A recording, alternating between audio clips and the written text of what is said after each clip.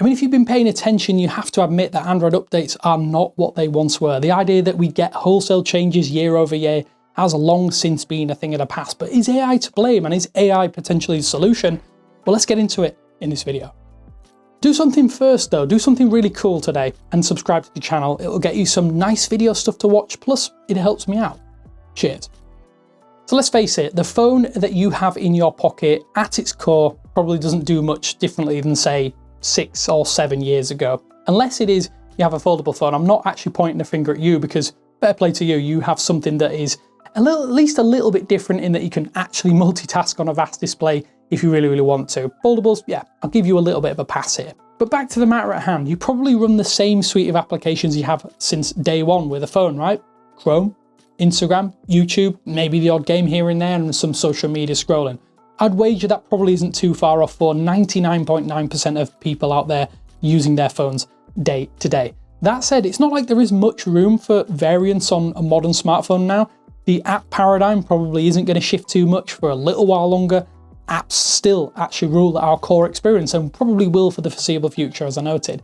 What's more, practically every feature you need to use is already there across Android and iOS. There isn't much divergence nowadays. I'd personally argue that brands therefore need to focus even more efforts into accessibility features, but I do think for the most part it is nip and tuck across Android and iOS. To compound that problem even further, innovation on Android has actually slowed dramatically over the past few years. From Android 12, say, to the recent Android 16 release, there really hasn't been much of note that relies on an annual refresh anymore. This does pose a greater question though. With Google intent on integrating Gemini and Gemini-powered features into more areas of our phones, is there any real innovation going on that's going to come from this in the next few years? It could be, but again, there are other factors that could potentially stall this. So if you drink the Kool-Aid or listen to the big tech firms, AI is this huge disruptor that we've all expected, and we should just ditch our Luddite methods in favour of using LLMs to do just about everything. Making a shopping list, for instance, we'll get Gemini to do it. Want an image edited, use Nano Banana to touch up and fine-tune that photo. Stuck with a repair on your PC or other technology and you're not sure where to go? Well, then why not get Gemini Live to help you fix this in real time? Yes, in isolation, that's a great way to use AI, and there are lots of other useful AI-powered functionalities that you can use to save you time, maybe inspire you to do things that you wouldn't necessarily do otherwise. A big problem though is that lots of these things can be, well, they can be frustrating and long-winded as you're relying on what is essentially a piece of software to work out what you want, unless you truly drill down into the specifics and are effectively putting it on guide rails. The prompt is just so key to the output, and most people aren't willing to drill down into those minute details to lead services like Gemini or nudge them in the right direction. And that leads to frustration. I know, because I've done this myself countless times over the past couple of years. You want one thing and the output is drastically different, and it means that you just kind of get served up things that you don't want. Alternatively, you can just easily get true AI slop served up to you, which requires yet more time and effort to resolve, or you just abandon what you're doing entirely, which is, yeah, something that happens to me quite a fair few times, or more times than I care to admit. The thing is, I do think when AI functionality works, it can be absolutely fantastic. It can be a great time saver. Too often though, you have to go out of your way to access or enable certain functionalities that make it as useful as it can be. I personally think that a chatbot in a web browser isn't all that attractive or useful to most people, and it feels a little silly at times to do so. The sooner I think we get away from loading up a web page to get the most out of AI, the better in my book. Now, I do think there are a few solutions staring Google in the face here, most notably adding AI to existing applications or potentially integrating further into the core of Android, which might be how we see bigger changes over the coming years. Is this a lateral move or a downgrade? Well, you're going to have to make that decision for yourself. It is though for that reason that you can kind of understand why Google is pushing certain features like Magic Queue. It doesn't feel all that revolutionary, but it could be. It's more of a quality of life feature that can save you time or help you better understand how to use your phone or how to get the most from your phone in ways that you maybe are a little bit too lazy to understand. Doing things like providing pertinent information in the right places is undoubtedly useful, and in my experience it's been pretty much fine, like on my Pixel 10 Pro devices. I do think some fine-tuning is needed to make it a truly killer edition, as most of the surface information does kind of feel out of place or like an afterthought in most instances, but with a little bit of fine tuning, as I say, it could be better. It does though hint at a strong core functionality that can be updated as LLM models start to improve and enhance. Gemini is undoubtedly moving at an incredible pace, and the landscape has changed drastically since ChatGPT kind of burst onto the scene and caught Google off guard. Google is therefore in a unique position because the company can integrate and update in ways that no other AI-focused company can. Android, with almost 70% of the global market share, offers that perfect opportunity for them to do so.